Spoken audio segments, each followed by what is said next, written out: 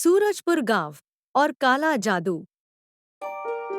टोना टोटका एक प्राचीन और रहस्यमयी विद्या है जो हमारे समाज में सदियों से प्रचलित है।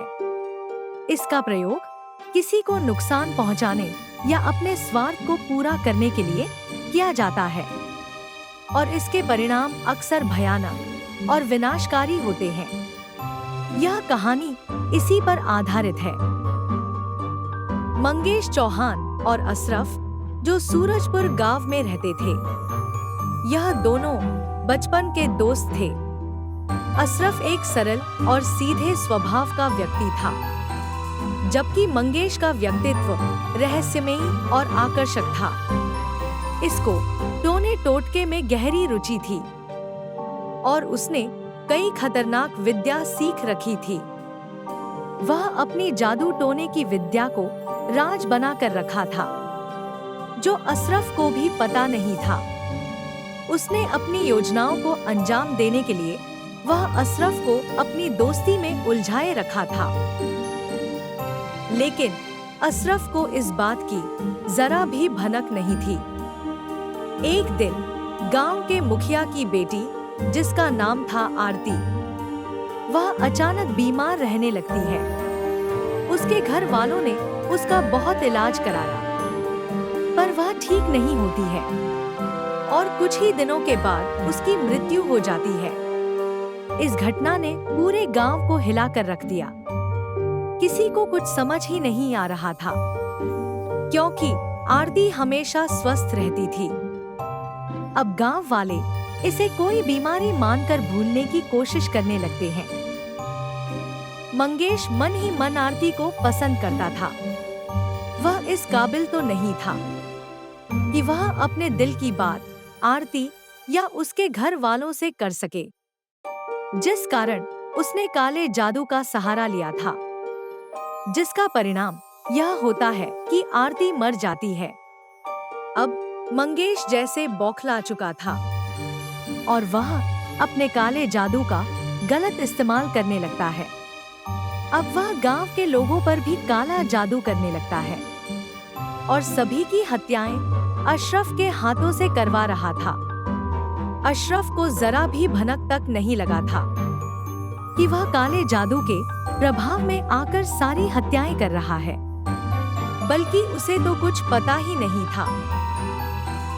कुछ ही हफ्तों बाद गांव के एक किसान, जिसका नाम किशोरी था, उसकी भी उन्हीं परिस्थितियों में मौत हो जाती है।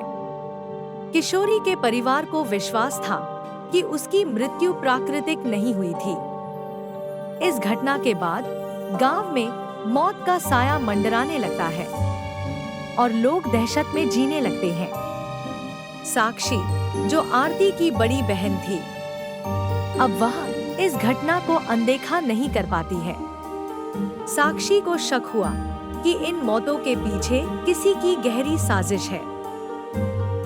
साक्षी इन घटनाओं की तहकीकात करने की कोशिश करती है।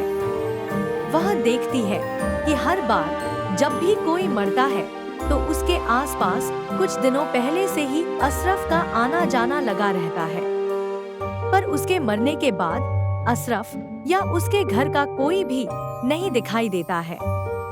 साक्षी को अशरफ पर शक होने लगता है और वह अशरफ पर चोरी छुपके नजर रखने लगती है। कुछ दिनों के बाद वह देखती है कि अशरफ और मंगेश की बहुत ही अच्छी दोस्ती है और वह दोनों हमेशा एक साथ ही होते हैं। तो अब साक्षी अपने बुद्धिमानी का सहारा लेते हुए मंगेश और अशरफ दोनों पर नजर रखना शुरू कर देती है। एक रात साक्षी ने देखा कि मंगेश अपने घर के पीछे वाले जंगल में कहीं जा रहा था, तो साक्षी ने भी हिम्मत जुटाया और मंगेश का पीछा करना शुरू कर दिया। कुछ देर बाद साक्षी ने देखा कि वह एक पुराने मंदिर में जाकर कुछ टोना टोटका कर रहा है।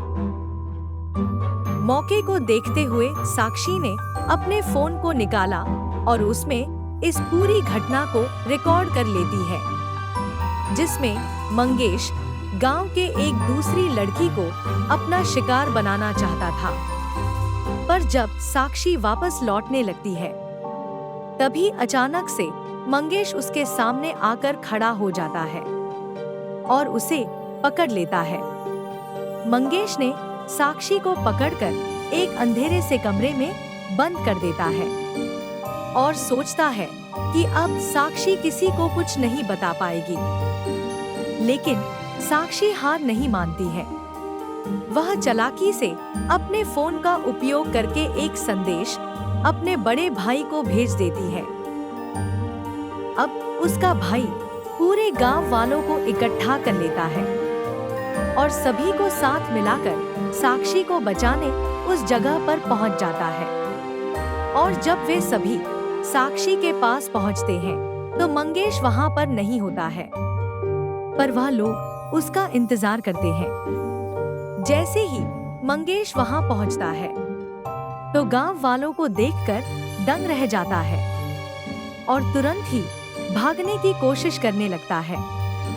पर उसकी कोशिश नाकाम हो जाती है और वह पकड़ा जाता है। साक्षी ने गांव वालों को वह वीडियो दिखाया जिसमें मंगेश का असली चेहरा सामने आता है। गांव वालों को यह देखकर धक्का लग जाता है। सबको पता चलता है कि मंगेश ही वह व्यक्ति था जिसने टोना टोटका करके अशरफ को हत्या करने के लिए मजबूर किया था। मंगेश ने खुद को बचाने की बहुत कोशिश किया, लेकिन साक्षी और गांव वालों ने उसकी हर चाल को नाकाम कर दिया। मंगेश को गांव वालों ने मिलकर एक पेड़ से बांध देते हैं। जैसे ही मंगेश को पेड़ से बांधा जाता है, पेड़ की शाखाएं मंगेश को घेरने लगती है और उसे निगलने लगती है। यह दृश्य इतना भयावह था कि गांव वाले डर से कांप उठते हैं। मंगेश की चीखें पूरे गांव में गूंज उठी और अंततः पेड़ ने उसे पूरी तरह से निगल लिया।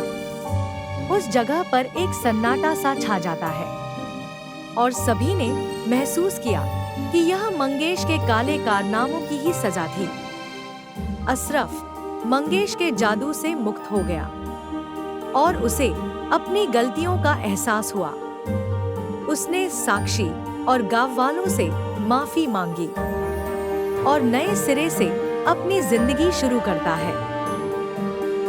साक्षी की बहादुरी और दृढ़ संकल्प ने गांव को एक बार फिर सुरक्षित और समृद्ध बना दिया।